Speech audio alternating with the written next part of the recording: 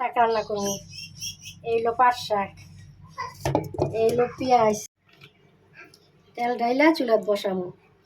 পাট শাক রান্না করার লিগা চুলায় বসাইলাম কড়াই,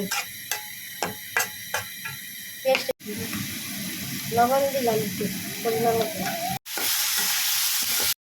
দিলাম শাক আর মরিচ একসাথে দিলাম, নাড়াচাড়া দিলাম,